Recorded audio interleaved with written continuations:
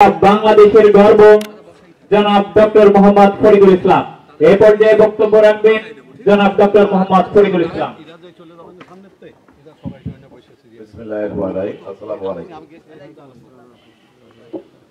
একটু পরে জুমার নামাজ, খুব বেশি কথা আজকে বলা যাবে না এবং এখন বক্তব্য মোটামুটি ভালোই হয়েছে।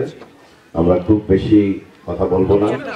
মঞ্চে উপবিষ্ট জেলা প্রাথমিক শিক্ষা কর্মকর্তা, যিনি বাগেরহাট জেলার শিক্ষা কার্যক্রমকে এগিয়ে নেওয়ার দায়িত্বে আছেন, এবং ডাক্তার, আইনজীবী, জেলা বিএনপির সম্মানিত নেতৃবৃন্দ এবং এখানে আগত সুধীমণ্ডলী, প্রিন্ট ও ইলেকট্রনিক মিডিয়ার সাংবাদিকবৃন্দ, আসসালামু আলাইকুম।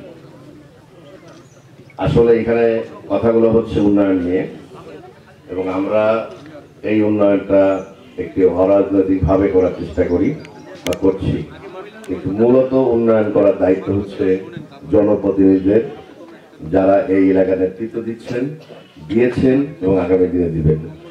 একটা জনপদের উন্নয়ন বলতে বোঝায় সেই জনপদে যারা রাজনীতির সাথে জড়িত থাকে, রাজনৈতিক নেতৃবৃন্দ থাকেন, তারা তাদের নেতৃত্বে জনগণের চাহিদা অনুযায়ী যতটুকু সম্ভব এগিয়ে নেবার ততটুকু তারা এগিয়ে নেবেন। আশা করি এখন যে একটি প্রক্রিয়া আছে, এটি একটি রাজনৈতিক প্রক্রিয়া।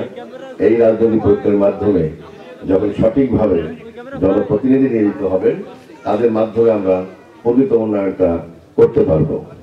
আর আমরা যারা বিক্ষিপ্তভাবে পাশে থেকে এই উন্নয়নের চেষ্টা করি, এটি হচ্ছে তাদেরকে এগিয়ে দেওয়ার জন্য অথবা তাদের সাথে থেকে তাদের পাশে থেকে করার জন্য। আমাদের বাড়ি বাগেরহাট হিসেবে, আমি বাগেরহাটের ছেলে হিসেবে চেষ্টা করি সেই কাজগুলোকে এগিয়ে নেবার জন্য। আগামী দিনগুলোতে আপনারা এবং আমরা সবাই মিলে একসাথে সেই উন্নয়নগুলো করার চেষ্টা করব। আর আসলে উন্নয়ন বলতে আমরা যেটা বোঝাচ্ছি, কিছু স্ট্রাকচারাল ডেভেলপমেন্ট এবং অন্যান্য উন্নয়ন, এটি আসলে প্রকৃত উন্নয়ন না। আমি খোঁজ নিয়েছি, আমাদের এই পচাদিঘির থেকে মুস্তাফিজুর রহমান সাহেব যখন ছিলেন, তখন এখানকার পানিটা পরিশোধন করে বাগেরহাট পৌরসভায় দেওয়ার কথা ছিল, কিন্তু দুর্ভাগ্যজনকভাবে আজকে সকালে ইঞ্জিনিয়ারের সাথে কথা বললাম, এই একটি ছোট্ট সমস্যার কারণে 3 বছরে 1 কোটি টাকা আয় হবে এমন একটা বিষয়ের জন্য এখানকার পানিটা ব্যবহার করার জন্য আটকে আছে। নির্দিষ্ট কোনো একটি কারণে, কারো স্বার্থে সেটা বন্ধ রাখার কারণে বাগেরহাটবাসী নির্দিষ্ট সময় পৌরসভার পানি পায় না। আমি চেষ্টা করবো ইনশাল্লাহ যে এই বিষয়টা যেন সমাধান হয়। এবং বাগেরহাটের অতীতে কি হয়েছে আমরা যদি সেখানে থাকি, মনে রাখতে হবে নিজেকে কোনো কাজের থেকে সরিয়ে নেবার সবচেয়ে সহজ পথ হচ্ছে আগে কেউ করে নাই অথবা কারোর জন্য করতে পারছি না। এটি আসলে সমাধান নয়। যেখানে সমস্যা সেটাকে সমাধান করে এগিয়ে যাওয়ার নাম হচ্ছে উন্নয়ন। আগে যা হয় নাই সেটা অতীত, এই অতীতকে মাথায় না রেখে এখন থেকে কিভাবে করা যাবে সেই দিকে আগাতে হবে। বাগেরহাট পৌরসভা রাস্তাঘাট, অন্যান্য রাস্তাঘাট, শিক্ষা, সকল দিক থেকে আমরা পিছিয়ে আছি। বিশ্ববিদ্যালয়, মেডিকেল কলেজ, এগুলোর কথা অনেক পরে। রেল লাইন এবং এয়ারপোর্ট, এটা আমাদের এখন স্বপ্নের মধ্যে চলে গেছে, কিন্তু এটাকে আমাদের বাস্তবায়ন করতে হবে। ইতিমধ্যে আমি গতবার আরেকটা অনুষ্ঠান ছিল মাসখানেক আগে আমাদের এখানে, এই অনুষ্ঠানে আসার পরে শুনলাম যে আমি যে প্রাইমারি স্কুলে পড়াশোনা করছি, ওই প্রাইমারি স্কুলটা নাকি এই এত বছরে কোনো বিল্ডিং হয় নাই, এবং যেমন ছিল তেমন।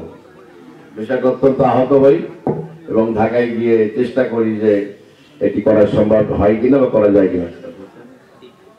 3টা, এই যে আমাদের শিক্ষক সাহেব আছেন, তো আমার ওই স্কুলের নামটা দিল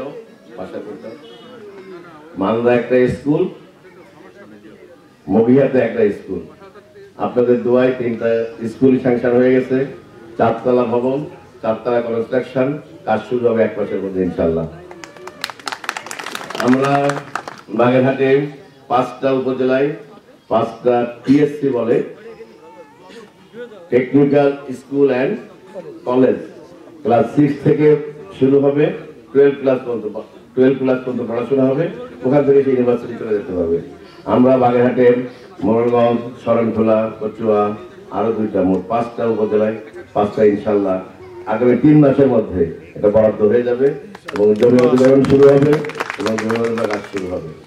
যে সমস্ত মাদ্রাসা এমপিওভুক্ত হয়ে আছে কোনো না কোনো ভাবে, আমি জানি অনেক মাদ্রাসাতে আমাদের অনেকে প্রবেশ অধিকারও নাই, কিন্তু কোনো না কোনো ভাবে এমপিও হয়ে গেছে, মনে রাখতে হবে সেখানে আমাদের প্রবেশ করতে হবে এবং ওই মাদ্রাসাকে এগিয়ে নিতে হবে। এটা একটি সরকারের কার্যক্রম।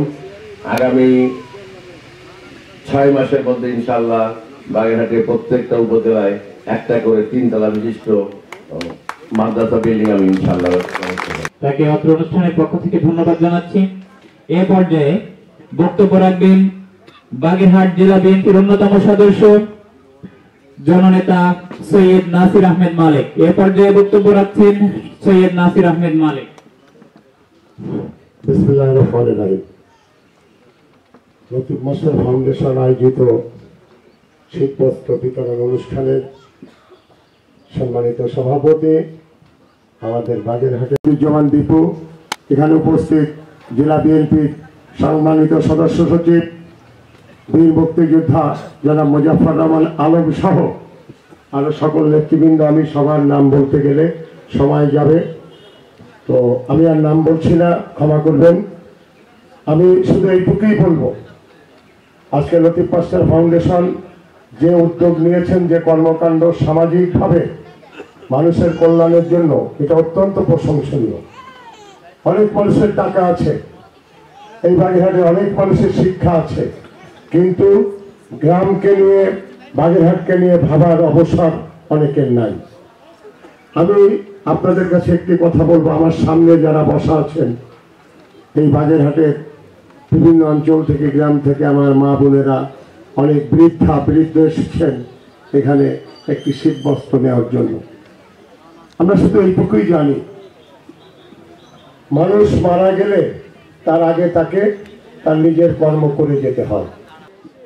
আমি মনে করি আমাদের সকলের এগিয়ে আসা উচিত এই ফাউন্ডেশনের কার্যক্রমকে আরো কিভাবে উন্নয়নের দিকে নিয়ে যাওয়া যায়। আমি আমার নিজের জায়গা থেকে এতটুকুই বলবো, যখনই এই ফাউন্ডেশনের যে কোনো কাজে, যে কোনো প্রয়োজনে সবসময় চেষ্টা করব হাজির হওয়ার। এবং আমি আরো সৌভাগ্যবান মনে করবো, আমি অতিথি হিসেবে নয়, আমি যদি সামনে এই ফাউন্ডেশনের একজন স্বেচ্ছাসেবক হিসেবে আসতে পারি, তাহলে নিজেকে সৌভাগ্যবান মনে করব। এরপরে আমার বক্তব্য শেষ করছি। সবাইকে ধন্যবাদ। আল্লাহ হাফেজ। অনুরোধ করবো, আপনার শেষ ক্ষমতা দিয়ে আপনি চেষ্টা করবেন বাগেরহাট এলাকায় একটা মেডিকেল কলেজ, একটা বিশ্ববিদ্যালয়, যদি না পারেন, দুটো না পারেন, একটা অবশ্যই করবেন, তো সেটা আগে বিশ্ববিদ্যালয়। এইটা আমার দাবি থাকবে। আর আমাদের একটা প্রোগ্রাম আছে ডিস্ট্রিবিউট, সেটা 2 ঘন্টা করছে, উনি যাবেন, খনিজ সেখানে যাবেন, সেখানে কম্বল বিতরণ করবেন, তাদের কিছু নাই আসলে। এই শহীদ ভাইদের স্মরণে আমরা সকলে 1 মিনিট দাঁড়িয়ে নীরবতা পালন করব। আমরা সকলে দাঁড়িয়ে যাই, সকলে দাঁড়িয়ে 1 মিনিট মরহুম লতিফুর রহমান এবং 2024-এ যে সকল শহীদদের জন্য আজকে আমরা অনুষ্ঠান এইভাবে করতে পারছি, তাদের স্মরণে 1 মিনিট নীরবতা পালন করছি। সময় কাউন্টডাউন শুরু।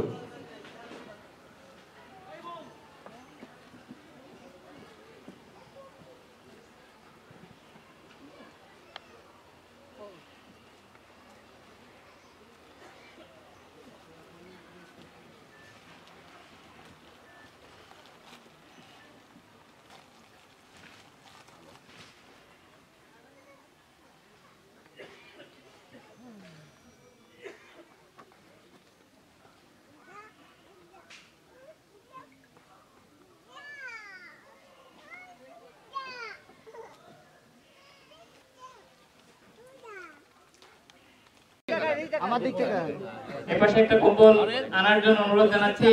আমাদের সুজন ভাই, তিনি কম্বল তুলে দিবেন তাদের হাতে। স্বেচ্ছাসেবকদেরকে একটা কম্বল আনার জন্য অনুরোধ জানাচ্ছি। লতিফ মাস্টার ফাউন্ডেশনের পক্ষ থেকে সর্বদা সব জায়গায় সাহায্য পৌঁছানো হয়। আপনারা হয়তো অনেকেই অবগত আছেন, বিষ্ণুপুর ইউনিয়নের কুলিয়াদার বিষ্ণুপুর গ্রামে যে একটি অনাকাঙ্ক্ষিত ঘটনা ঘটেছে, সেখানে লতিফ মাস্টার ফাউন্ডেশনের পক্ষ থেকে কম্বল বিতরণ করা হয়েছে এবং ওই রাতেই মোজাম্মেল হোসেন এবং জিহাদুল ইসলামের নেতৃত্বে খাবার বিতরণ করা হয়েছিল। এই জন্য আমরা চাই আপনারা সর্বদা আমাদের পাশে থাকবেন, পাশে থেকে আমাদের সকল ধরনের কার্যক্রম, সকল ধরনের কর্মসূচি বাস্তবায়নে সহযোগিতা করবে। এবং সর্বশেষে আবারও ধন্যবাদ জানাচ্ছি যে সকল প্রশাসনিক ব্যক্তি, রাজনৈতিক ব্যক্তি, সাংবাদিক বন্ধুগণ, শিক্ষক মন্ডলী, স্বেচ্ছাসেবক বৃন্দ সেই সকাল থেকে অক্লান্ত পরিশ্রম এবং সময় দিয়ে অনুষ্ঠানটিকে সফল করেছেন। এজন্য আপনাদেরকে ধন্যবাদ জানাই।